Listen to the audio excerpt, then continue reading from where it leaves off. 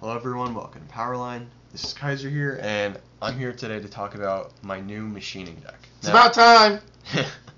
I've been hyped for this to come out forever. Ever since I saw Destroyer, and even originally when I saw Stag Beetle, I was thinking, wow, this deck looks like it would be really good if it got the right stuff.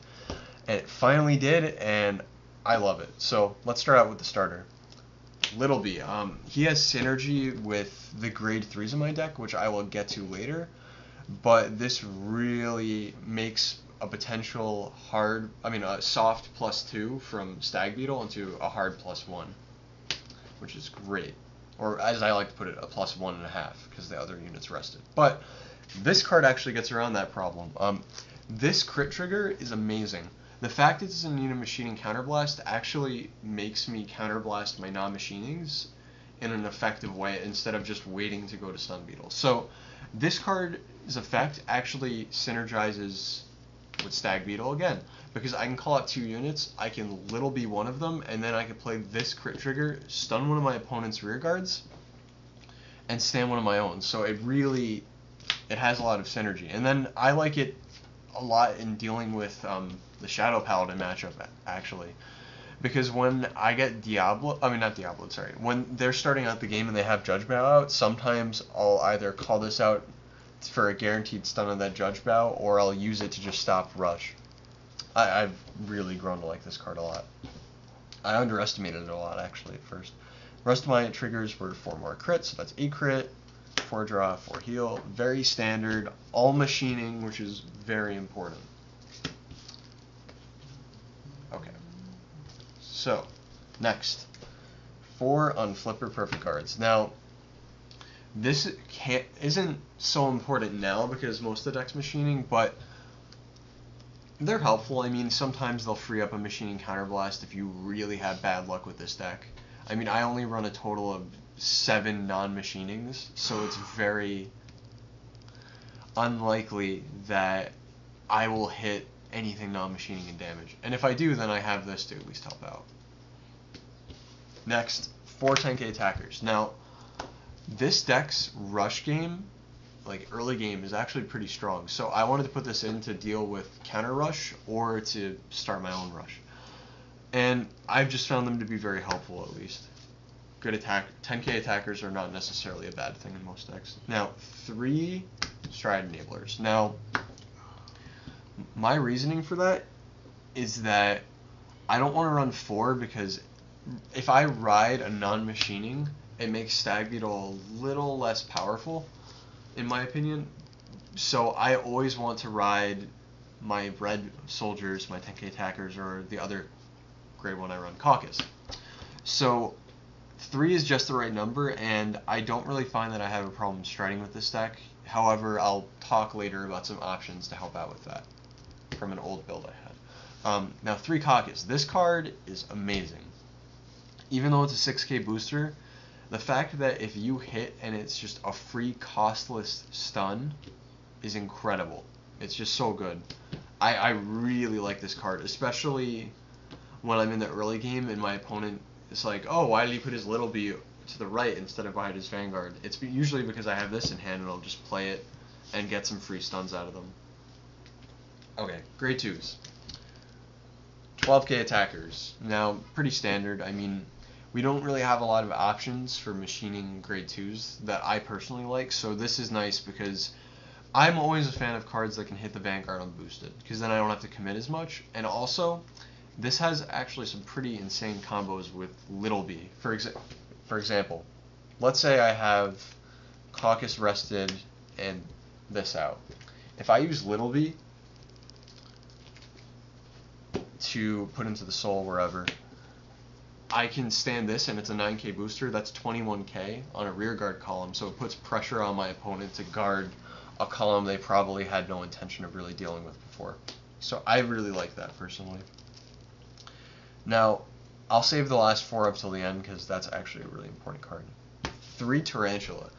This card uses a special counterblasts, but now because most of the deck is mostly machining, it's actually a non-issue. So, I used to run Papio when it was just Destroyer out because I wanted to save my special counterblast for Destroyer, but now I feel like you can afford the special counterblasts, and it helps deal with rush. It also gave me an ideal ride target. Like, if I ride this and I call out my other grade 2s, I'm pretty happy. Now, the last 4 of is Mosquito Mark II. This card is incredible. Now, my friends and I refer to this deck now as this weird Paladin Nova Grappler mix because of this card partially. If this hits and all of my opponent's rear guards are rested, not only does it gain 2k when it's attacking, if it hits, you choose one of your Machinings, stand it, getting in a potential another attack, and you stun one of their cards. Another free stun. It's just amazing. Puts down some serious pressure. Now, grade 3s. 4 of the new Legion. Now, you have 2 options with this. You can run Warsicle, which is something I've been considering lately, or this. The reason I like the Legion right now is that if I'm playing a deck that's grinding against me, there are actually times when I'll Legion and try and just get cards back in deck, or I'll use the effect if I have the soul after, well, let's say I ride Stag Beetle first, which is my other grade 3. Typically what ends up happening is you call out the 2 from soul, you use Little B, so you have 2 in soul now. Now, if for some reason I don't have another Stag Beetle to kind of continue the loop, I'll ride this Legion, and then the effect is that I have to Persona copy, Dish Persona copy, so usually I'm pretty sure that I have that in hand to use it. But, I don't know, I like it as an option. However, Warsicle is also another very strong choice in my opinion. Now, Stag Beetle, my favorite card in the deck right now, or at least the favorite main unit. Now, the ability to just call out 2 free cards and set up for Destroyer, basically, is incredible with this deck. Especially that this deck doesn't have a lot of ways to get direct advantage.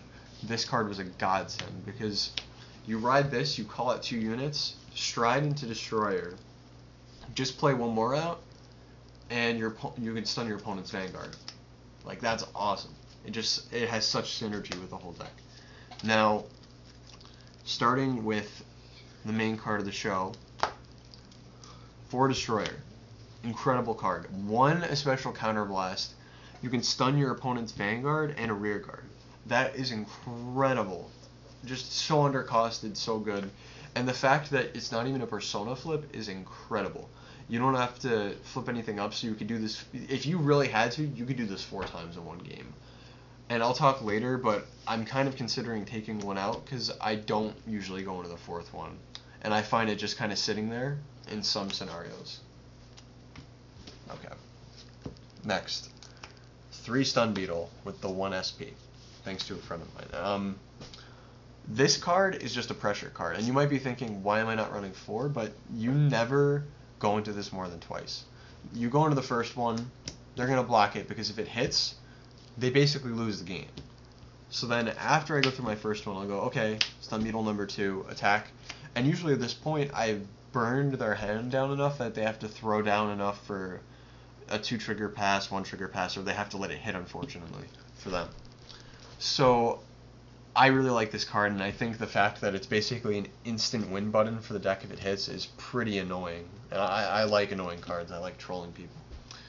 Then the last is Paraspear. Now, this is really in the event that you don't have the special counterblast for some reason.